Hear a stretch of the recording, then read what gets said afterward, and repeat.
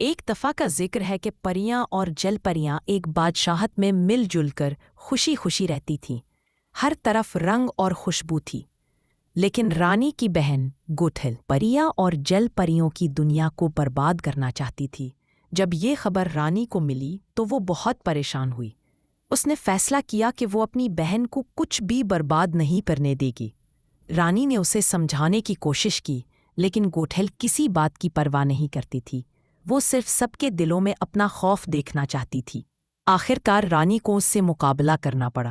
اس نے گوٹھل کی ساری طاقت چھین کر اسے بادشاہت سے بہت دور بھیج دیا، مگر گوٹھل نے بدلہ لینے کا عزم کر لیا۔ پریاں اور جل پریوں کی زندگی دوبارہ معمول پر آ گئی، لیکن وہ سب اس بات سے بے خبر تھے کہ ان پر ایک بڑا خطرہ منڈلا رہا ہے۔ نیلم پری سمندر کے کنارے اپنی دوست جل پری کا انتظار کر رہی تھی کہ ایک جل پری نے آ کر بتایا کہ تمہاری دوست کو گوٹھل نے اغوا کر لیا ہے۔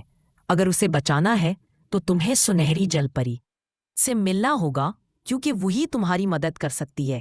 نیلم فوراً سنہری جل پری سے ملنے پہنچتی ہے۔ جب وہ اسے سب کچھ بتاتی ہے تو سنہری کہتی ہے کہ گوٹھل کو یقیناً جادوئی بیری چاہیے، اسی لیے اس نے جنجر کو اغوا کیا ہے، کیونکہ وہ ان بیریز کے بارے میں جانتی ہے۔ اس بیری سے گوٹھل کو ایسی طاقت ملے گی جس سے وہ پوری دنیا کو تباہ کر سکتی ہے۔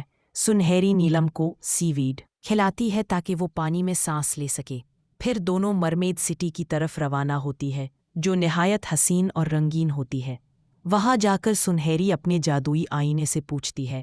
آئینہ بتاتا ہے کہ انہیں جادوئی بیری کے ساتھ ساتھ موتی کا ہار بھی چاہیے جو نیلم کی مدد کرے گا۔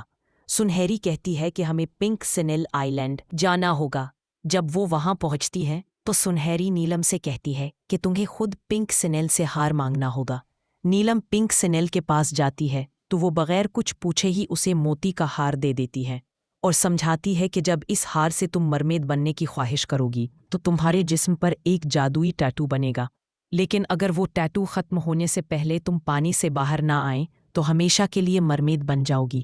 ادھر بیچاری جنجر کو گوٹھل دھمکاتی ہے کہ اگر تم نے بیری کے پڑ دوں گی۔ جنجر مجبوراً اس کے آگے ہار مان لیتی ہے۔ دوسری طرف نیلم اور سنہری گہرے سمندر کی ایک خوفناک غار کے سامنے پہنچتی ہیں، لیکن پانی کی تیز لہروں کی وجہ سے نیلم کو تیرنے میں دشواری ہوتی ہے تو سنہری اس کی مدد کرتی ہے۔ جیسے جیسے لہریں اور طاقتور ہوتی جاتی ہے، نیلم وہی رک جاتی ہے۔ سنہری فیصلہ کرتی ہے کہ وہ آگے کا سفر اکیلی طے کرے گی۔ سنہری غار کے اندر داخل ہوئی تو وہاں اندھیرا چھایا ہوا تھا۔ اچانک غار کی دیواروں پر عجیب سی روشنی جھلکنے لگی۔ گوٹھل اپنی بھیانک ہنسی کے ساتھ سامنے آئی۔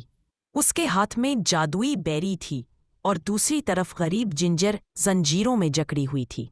گوٹھل غرور سے بولی، اب کوئی مجھے نہیں روک سکتا۔ یہ بیری مجھے دنیا کی سب سے طاقتور ہستی بنا دے گی۔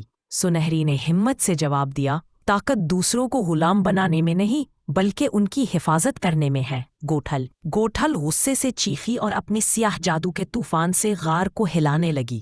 پانی کی لہریں خوفناک شور کے ساتھ ٹکرانے لگی، لیکن اسی لمحے نیلم نے موتی کے ہار کو تھاما اور اس سے مرمیڈ بننے کی خواہش کی۔ جیسے ہی اس کے جسم پر جادوئی ٹیٹو چمکنے لگا، وہ تیز لہروں کو چیرتی ہوئی اندر آ گئی۔ نیلم اور سنہری نے مل کر گوٹھل کا مقابلہ شروع کیا۔ گوٹھل نے اندھیرا پھیلایا، لیکن سنہری نے اپنے آئینے سے روشنی نکالی اور نیلم نے اپنے ہار کی طاقت سے لہروں کو قابو میں کر لیا۔ آخر کار دونوں نے اپنی طاقت ملا کر گوٹھل کے ہاتھ سے جادوئی بیری چھین لی۔ بیری زمین پر گری تو روشنی کا ایک بڑا دھماکہ ہوا۔ گوٹھل چیخ کر کمزور ہو گئی اور سمندر کی گہرائیوں میں قید ہو گئی۔ اس کی ساری طاقت ہمیشہ کے لیے ختم ہو گئی۔ جنجر آزاد ہو کر نیلم اور سنہری کے گلے لگ گئی۔ تینوں خوشی خوشی مرمیڈ سٹی واپس آئیں۔ وہاں سب نے ان کا استقبال پھولوں اور روشنیوں سے کیا۔ رانی نے خوش ہو کر کہا، نیلم، تم نے دکھا دیا کہ سچی ہمت دل میں ہوتی ہے، نہ کہ طاقت میں۔ نیلم مسکرا کر بولی، اصل جادو دوستی اور محبت ہے، یہی سب سے بڑی طاقت ہے۔